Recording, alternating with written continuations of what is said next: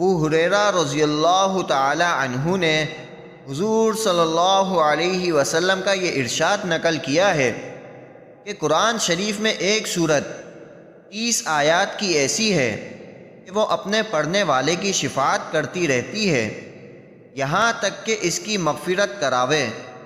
وہ سورت تبارک الذی ہے۔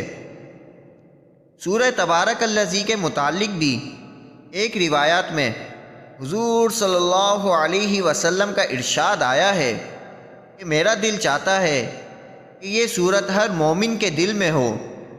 ایک روایات میں ہے کہ جس نے تبارک الذی اور الف لام میم سجدہ کو مغرب اور عشاء کے درمیان پڑھا گویا اس نے لیلۃ القدر میں قیام کیا۔ ایک روایات میں ہے کہ جس نے ان دونوں صورتوں کو پڑھا اس کے لیے 70 نیکیاں لکھی جاتی ہیں اور 70 برائیاں دور کی جاتی ہیں۔ ایک روایات میں ہے کہ جس نے ان دونوں صورتوں کو پڑھا اس کے لیے عبادت لیلۃ القدر کے برابر ثواب لکھا جاتا ہے۔ ترمذی رحمۃ اللہ علیہ نے ابن عباس رضی اللہ تعالی عنہما سے نقل کیا ہے کہ بعض صحابہ رضوان اللہ تعالی علیہم اجمعین نے ایک جگہ خیمہ لگایا۔ ان کو علم نہ تھا کہ وہاں قبر ہے۔ اچانک ان خیمہ لگانے والوں نے اس جگہ کسی کو سورہ تبارک الذی پڑھتے ہوئے سنا تو حضور صلی اللہ علیہ وسلم سے آ کر عرض کیا۔ حضور صلی اللہ علیہ وسلم نے فرمایا کہ یہ سورت اللہ کے عذاب سے روکنے والی ہے اور نجات دینے والی ہے۔ حضرت جابر رضی اللہ تعالی عنہ کہتے ہیں کہ حضور صلی اللہ علیہ وسلم اس وقت تک نہ سوتے تھے جب تک الف لام میم سجدہ اور تبارک الذی نہ پڑھ لیتے تھے۔ خالد بن معدان رضی اللہ تعالی عنہ کہتے ہیں کہ مجھے یہ روایت پہنچی ہے کہ ایک شخص بڑا گناہ گار تھا اور سورہ سجدہ پڑھا کرتا تھا، اس کے علاوہ اور کچھ نہیں پڑھتا تھا۔ اس صورت نے اپنے پر اس شخص پر پھیلا دیے کہ اے رب، یہ شخص میری بہت تلاوت کرتا تھا، اس کی شفاعت قبول کی گئی اور حکم ہو گیا کہ ہر خطا کے بدلے ایک نیکی دی جائے۔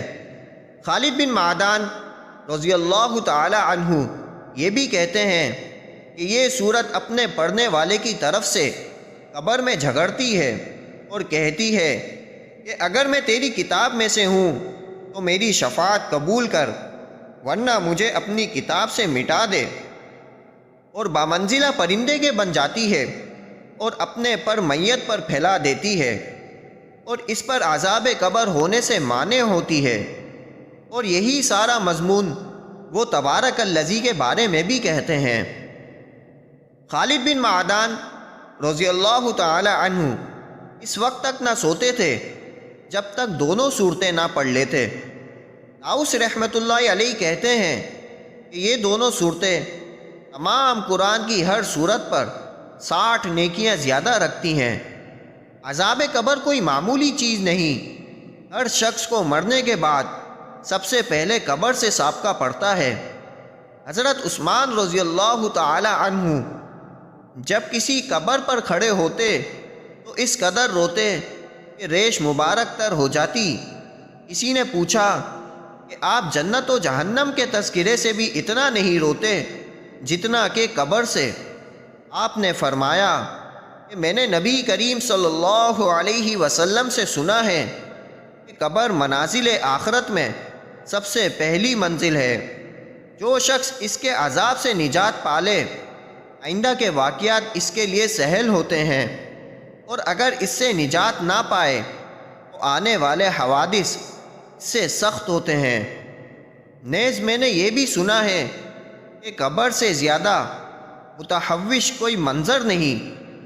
اللہم احفظنا منہ بفضلک ومنک۔